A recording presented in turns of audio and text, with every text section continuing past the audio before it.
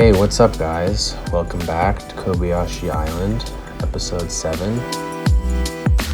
This episode, we're going to be doing the central train station of the island, which I think is going to be one of the most important parts of the whole city in terms of developing the downtown and getting transportation and networks out to further parts of the city and figuring out where everything goes, and the layout of the whole city is all dependent on this train station. So this whole entire episode is dedicated to that, which is pretty exciting.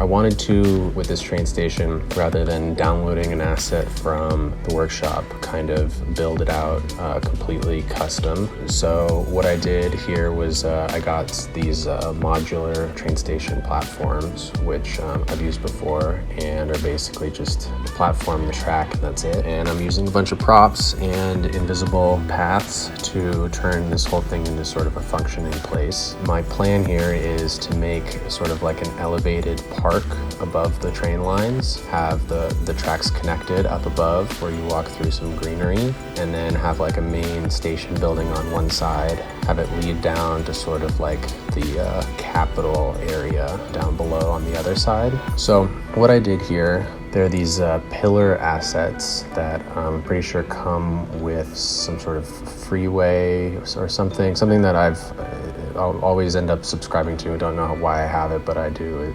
If you search pillar, if you have a good amount of mods, it probably will come up.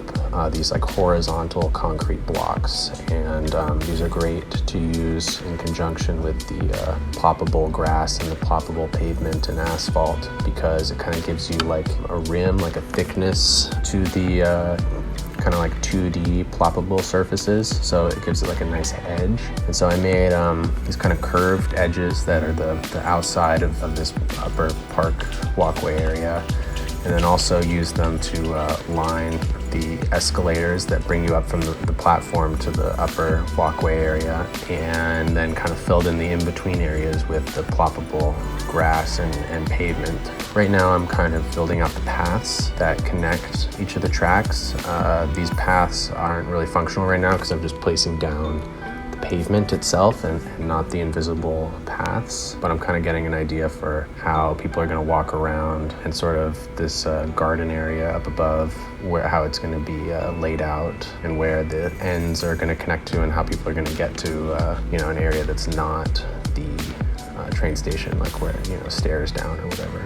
So right now I'm placing down these larger buildings. I'm just kind of testing out to see what looks good. I ended up not going with these two that just got placed down, but I was trying to just sort of get an idea for what could work. And those don't really work exactly, and you'll see me replace them with something much better in a little bit, because the more I was thinking about it, those kind of feel to me like they are like apartment buildings rather than like a train station building. So I didn't really end up going with those. I actually ended up going with the vanilla opera house. I think it works really nicely for this. Kind of gives it like a sort of futuristic, like new train station vibe. With this train station, I wanted it to feel really modern, and I wasn't going for sort of classic, because in Kobayashi Island, I'm sort of, have always been imagining that this place is kind of run on the trains. Like, if you want to get anywhere, you take a train. So it's pretty integral to how the city works to have a functioning train station and a functioning train network,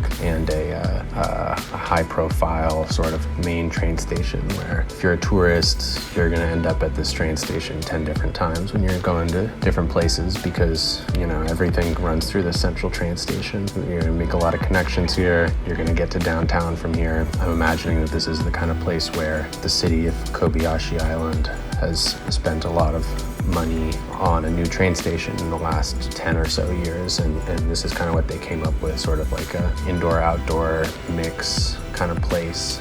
Now I'm placing down the invisible paths that kind of allow people to walk around on this upper level. I ended up coming back to those because once I actually pressed play, the node height was way too high, so I had to adjust so that the citizens were walking at the correct elevation.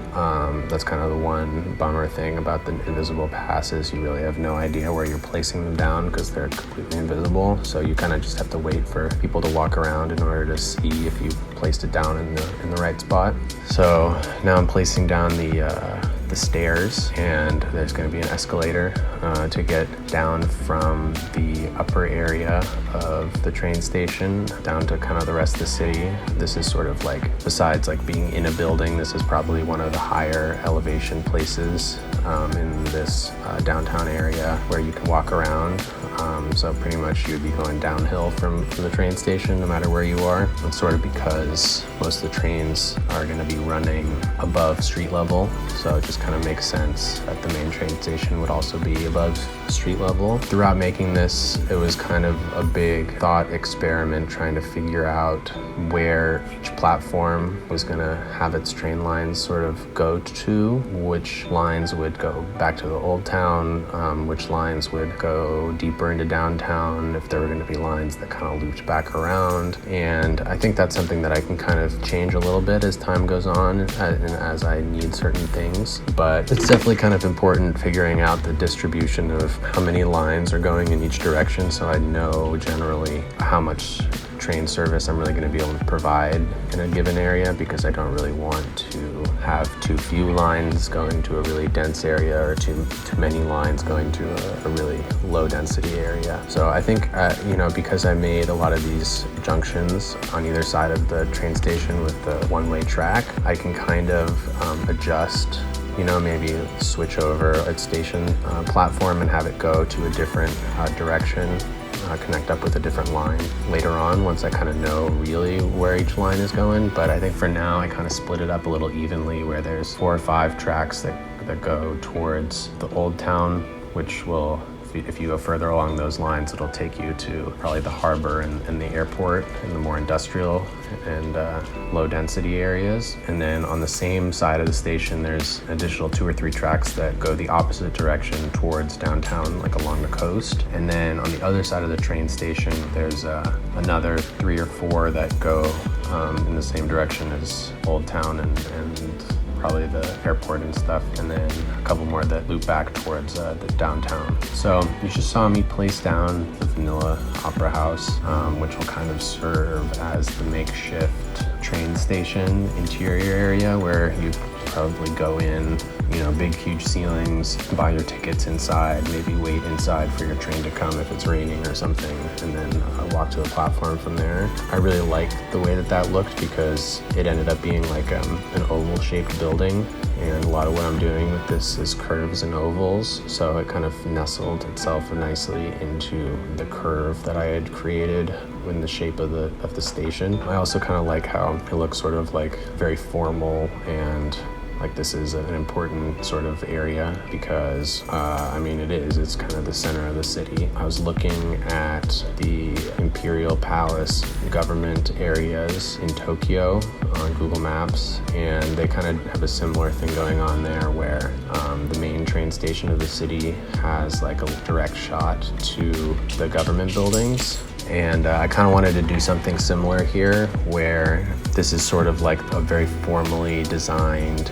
area of the city, where this train station kind of leads right up to the main government area of the city, which I think we'll probably get to in the next episode or next couple episodes.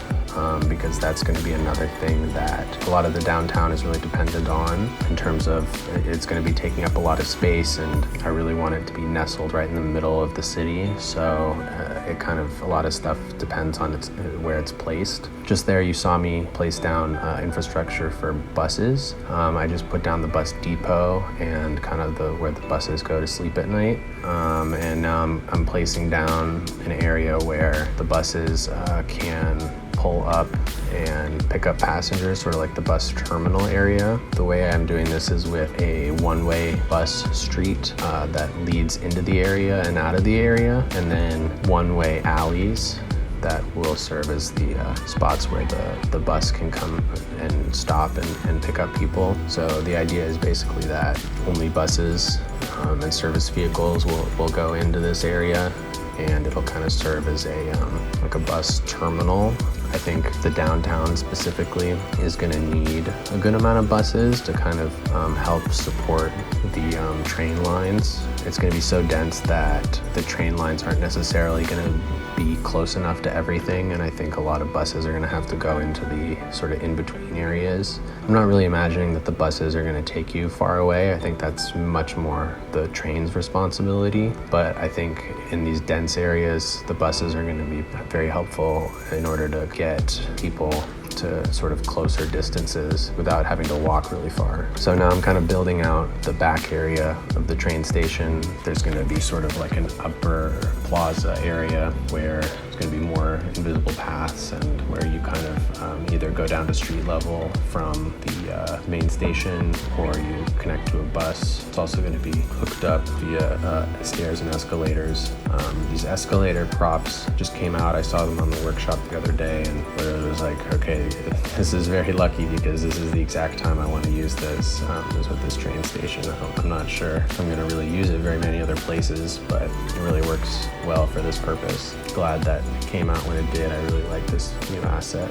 So I'm getting close to the end here, just kind of putting down the last stairs and finishing up these little like maintenance areas to the left and the right of the main station. My thought with those is that they're kind of like hidden from the public view, and they're just sort of there to like house like overflow train goods. Like for instance, maybe they sell like snacks or drinks on the trains, and that's kind of like the supply area for that. Or, you know, they have something that is needed in the process of getting the trains ready every day. I'm planning next episode, we'll see how far along I get to kind of work on the infrastructure of this whole downtown area, the roads, the trains, the train stations, the tunnels, the bridges, how things connect up, where sort of like the really important big buildings might go, and we'll see how far I get, but finishing out that area might take a few episodes at least. And I think I'm going to do it in a way that's not like Old Town,